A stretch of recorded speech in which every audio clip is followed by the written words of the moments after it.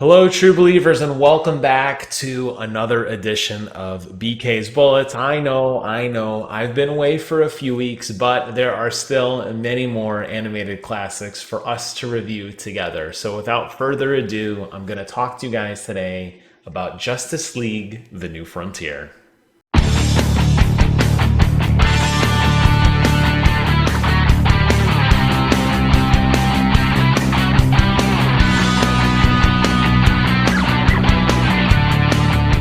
So before we get into today's video, I would love for you guys to subscribe to Brent's channel.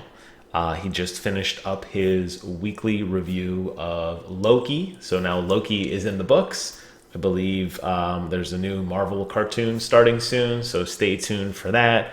And he's just been doing some really good stuff. Finally got to go see a movie, which was kind of exciting. I haven't gone yet, but he did go see the new Black Widow movie, so make sure to check out his review on that. But for all things animated, you came to the right place, because today I want to talk to you guys about Justice League The New Frontier. It came out on February 26th, 2008, and it was actually really good. The best way I could describe it is a almost what if, but the Justice League basically set around the 60s. So takes place, what was it really, the 60s? I guess. I don't know. I mean, I guess technically after the Korean War. The Korean War was, I'm looking at when the Korean War actually was. Okay, I guess the 50s. I guess I'm wrong. So Korean War technically ended in the early 50s. So we'll say that's when this movie is, not the 60s. But basically it is the retelling of the Justice League, but from that scope. And what I think was so cool about it was you had really cool character designs, really cool kind of costuming, and while the themes, I believe, of the Justice League remain true, it was just cool to see them in a different time. A lot of these other type of, I call them elseworlds or what ifs or alternate realities or alternate earths or dimensions or whatever you want to call them. Typically, they take the kind of core concept of a character and they do something radical to it. A couple examples, at least on the DC side, is the Nail, where Superman crashes down to Earth, but Martha and Clark Kent aren't there to pick up Superman. Or Batman, where Bruce Wayne is the one who dies, and it's his father, Thomas Wayne, I believe the White Knight, becomes Batman. So I hope that's White Knight. Brent's going to kill me if I'm wrong, because I really liked it. But you get my idea. It's a basic idea, and they do something crazy to it, and then they kind of spin it on its head. Not so much in this one. This was pretty true, at least from my understanding of the characters.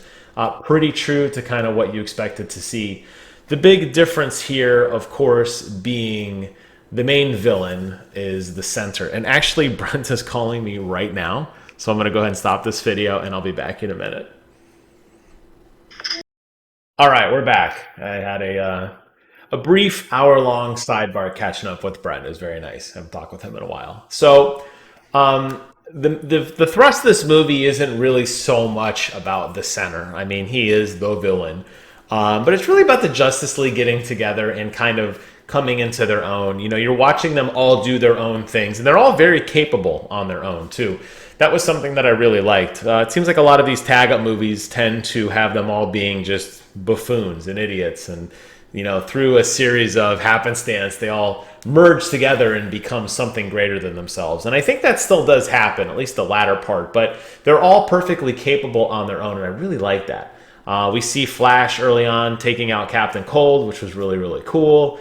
And then we kind of just see all of them going through their independent stories and then, of course, merging together, fighting against this villain as the center who... It was weird, guys. I don't know. I understand with a movie of this magnitude of bringing together the Justice League, this really has to be told in a very good way.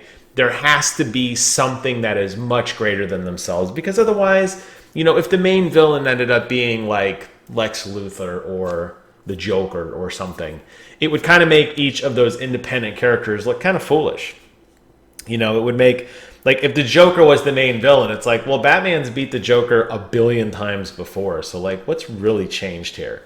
So I get it that you have to bring in something and you have this mysterious force known as the center, but it just didn't really resonate well. But despite me picking on that, I loved everything else about this movie. I think the one thing we can all agree on is that we loved the center's voice actor. You know him as the Arbiter in Halo. I should say I know him as the Arbiter in Halo. Keith David. And once again, this movie just continues to impress with an insane all-star cast. We even get Neil Patrick Harris. I'm reading through the list here as the Flash. That was a very interesting surprise for sure. David Boreanaz was Hal Jordan, just to name a few of some of the bigger ones. And then Robert Atkin Downes, who does a ton of work for the Gears of War series. Pretty much every villain in Gears of War is Robert Atkin Downes. He was the Guardian. There were some other good ones too, but all in all, I was very, very, very happy with it. I think it was really cool that it ended with the JFK speech, with kind of putting clips together and showing, they can be greater than themselves. It was very neat. I really enjoyed this. I guess the last thing I'll close on is the soundtrack. As with a lot of the other earlier as the earlier Marvel movie. Wow. As the earlier DC animated films, they definitely put a really nice film score together with this. Definitely the main title and the end credits, I think, really just cemented it. But it was one of those things that as I was watching, you can hear the music in the background, and it really did, I think, amplify some of the messages of each of the individual stories, and really did amplify some of those really cool hero moments, because there were a ton. You definitely owe it to yourself as a fan to watch this movie, for sure. I think you'd find it really interesting. The art style, the direction, the message, it was just kind of a feel-good tale. And it's nice that a movie like this exists, for sure. And I appreciate that they kind of took the Justice League in a different direction. Now, I guess I'll really close in saying I know that the Justice League probably did form around this time, in the real life, in terms of like when the actual comic book came out. But the way the new DC 52 came and maybe left, I'm not really even sure where that status stands now. Most of us are probably more familiar with a modern retelling of this story. So if this is truly the true origins, then whatever. But it's a cool timepiece just to go back in time and see what the world was like back then and how the Justice League formed in a universe back then. So I hope you guys found this video fun, informative, and interesting. And that's it for me this week. I will be back, I promise, next week with yet another review. But for today, that's going to close out this video. Thank you guys so much for watching. Take care of yourselves. And until next time, I will see you guys in the funny pages.